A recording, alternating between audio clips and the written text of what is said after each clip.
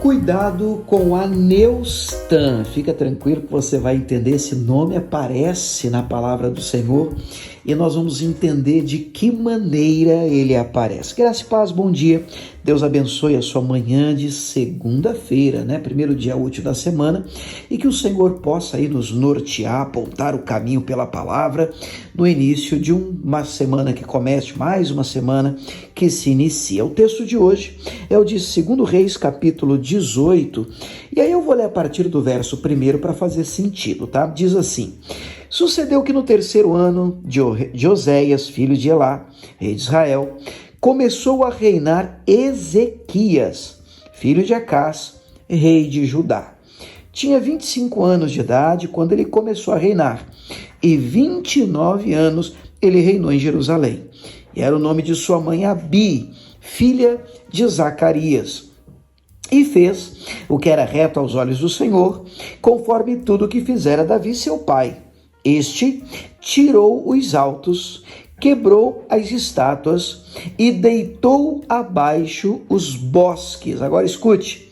E fez em pedaços a serpente de metal que Moisés fizera, porquanto até aquele dia os filhos de Israel lhe queimavam incenso e lhe chamavam Neustan. Então está aqui o nome que leva o tema do nosso devocional de hoje. O texto está dizendo que quando o rei Ezequias assumiu o seu reinado, muito cedo por sinal, com 25 anos de idade, ele fez um compromisso com Deus. Ele pegou firme com Deus, ele realmente pôs o coração no Senhor, e como prova disso, ele acabou com a idolatria. Até então, muitas coisas, objetos e práticas de idolatria ali existiam. Então ele corta os bosques, ele acaba com os ídolos, inclusive um que havia sido erguido lá atrás, em Números, no capítulo 21. A Bíblia vai dizer que o povo murmurou contra Deus, serpentes venenosas entraram no meio do povo, muitos foram mordidos e muitos acabaram morrendo por conta disso, e então eles clamam a Deus e Deus dá a Moisés uma direção diferente, dizendo a Moisés que construísse uma serpente de metal, algumas versões trazem uma serpente de bronze, e colocasse numa haste, num pedestal. Foi o que então Moisés faz. Ele levanta aquela haste, aquela serpente de bronze, de metal, e todo aquele que mordido olhasse para aquela serpente de metal, de bronze, ficava vivo, era sarado.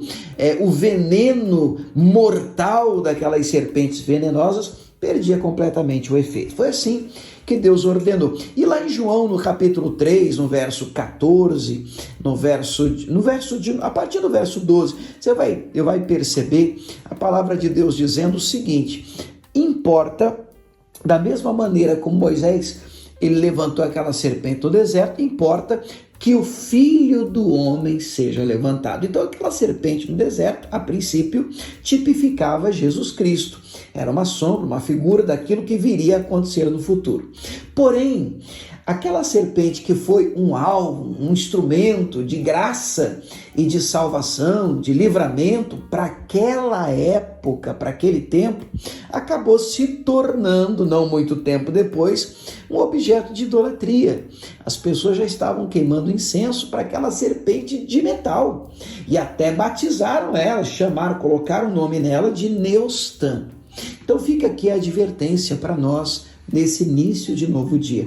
Nós não podemos criar Neustan para nós. Tem gente fazendo aí de um líder religioso uma Neustan. Tem gente fazendo de uma placa de denominação uma Neustan. Entendam que existem momentos em que o Senhor Deus dá uma estratégia, dá uma direção, e aquela direção é para aquele tempo, e você não pode padronizar aquilo e viver aquilo pro resto da sua vida. Deus disse a Moisés: Moisés, fere a rocha. Num primeiro momento, ele fere a rocha e resolve o problema de sede da parte do povo. Num segundo momento, bem parecido inclusive com o primeiro, Deus diz: fale com a rocha. E Moisés acaba ferindo a rocha. E aí nós temos um problema, inclusive, que impede o próprio Moisés de entrar na terra prometida. Cuidado, para você não padronizar uma direção que foi para um tempo, para uma determinada ocasião. Pai, obrigado. Começamos o nosso dia debaixo de palavra, debaixo de direção e debaixo de advertência. Abraçamos esta palavra como direção para o Senhor hoje, em nome de Jesus. Guia-nos, dirija-nos por intermédio da tua voz. É a nossa oração em nome de Cristo.